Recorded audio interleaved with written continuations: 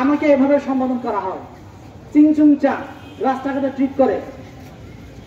এখন আমি একজন বাংলাদেশি, বাংলাদেশে আমার জন্ম। আপনি হয়তো বা আমার পূর্বপুরুষরা কোথা থেকে এসেছিল এই সন্ধান, এই অস্তিত্ব আপনারা খুঁজে বেড়ান। এই বাংলাদেশে আপনারা যদি খুঁজে বেড়ান, এই বাংলাদেশ একসময় বদ্বীপ ছিল, এখানে জঙ্গলে পূর্ণ ছিল। এই অঞ্চলটা কেউ থাকতো না। আপনি এসেছেন, হয়তো আমার পূর্বপুরুষরা এসেছে, হয়তো আপনার পূর্বপুরুষরা এখানে এসেছে, কেউ না কেউ তো এসে এখানে বসতি করেছে, তাই না? তার এই ধারাবাহিকতায় আজকে আমরা এই বাংলাদেশ পেয়েছি। তাহলে আপনারা যদি আমাকে প্রশ্ন করেন আপনার দেশ কোথায়, আমি পরিচয় দিব কি?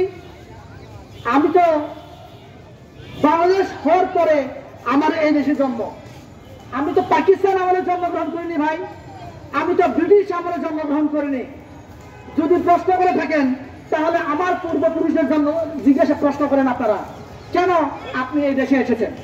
কিন্তু বাংলাদেশ হওয়ার পরে আপনি যদি আমাকে প্রশ্ন করেন, যে দেশে 30 লক্ষ শহীদের বিনিময়ে যে দেশ আমরা পেয়েছি, সেই দেশে আমার পূর্বপুরুষরা মুক্তিযুদ্ধ ছিলেন।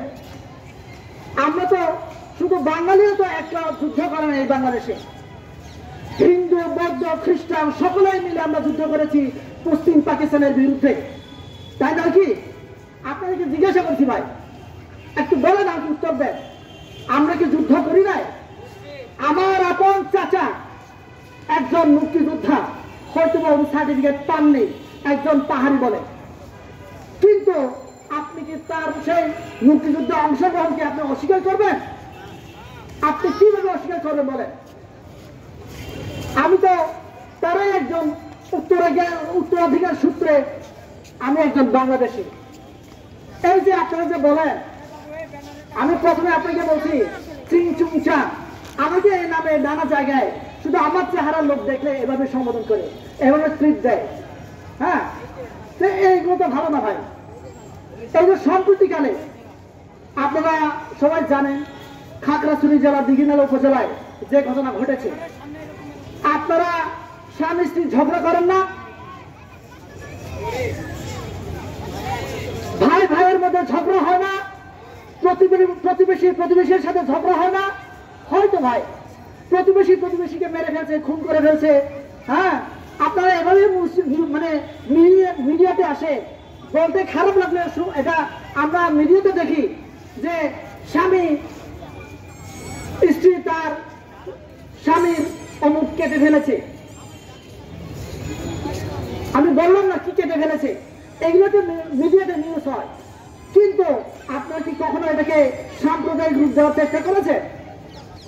না ভাই, আমার পাহাড় তো বাংলাদেশের বাইরে না, আমার এই পাহাড়ের মানুষ তো আপনার ফেরেশতা না যে এদের মধ্যে ভুল থাকবে না।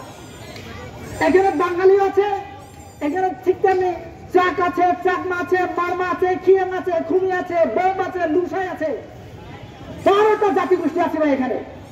তাহলে আপনারা এখানে এক জায়গায় বসে এক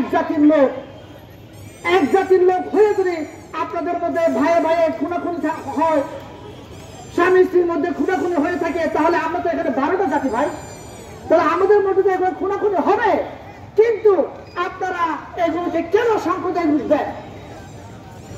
এই যে রিসেন্টলি যে ঘটনা নিয়ে আপনারা সোশ্যাল মিডিয়াতে নানা লেখালেখি, নানা স্ট্যাটাস দিচ্ছেন, ভাই পাহাড়েরা জুমলেন চাচ্ছে, পাহাড়েরা উগ্র, পাহাড়েরা দেশদ্রোহী কাজ করছে।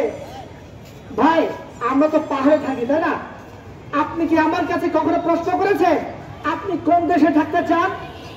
আপনি কি এই বাংলাদেশের জাতীয়তাবাদে আপনি কি বিশ্বাস করেন কিনা? কেউ তো আমাকে প্রশ্ন করেনি। আপনারা আপনাদের মন যেভাবে চাচ্ছে সেভাবে আপনারা ফেসবুকে লিখে আপনারা প্রপাগান্ডা ছড়াচ্ছেন। ইরানি আপনারা দেখবেন সোশ্যাল মিডিয়াতে বন্দুক ধরে AK-47 ধরে রাস্তায় এদিক ওদিক পা হচ্ছে, কিছু গ্রুপের ছবি আপনারা ফেসবুকে দেখবেন। আরে ভাই আমার পার্শ্ববর্তী দেশে আপনার মণিপুরে কি হচ্ছে আপনারা জানেন না? ঘটনা 7 সিস্টার কি চলছে আপনারা জানেন না?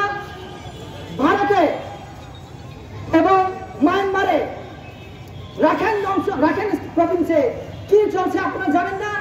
ওদের চেহারার সাথে তো আমার চেহারা মিল আছে ভাই। ওরা তো প্রতিনিয়ত অস্ত্র নিয়ে বিভিন্ন জঙ্গলে ভিডিও ছাড়ে। আপনি গুগলে সার্চ করেন, আজকে আপনি ইউটিউবে সার্চ দেন, আপনি ফেসবুকে সার্চ দেন, ওদের চেহারার সাথে আমার চেহারা মিল আছে ভাই।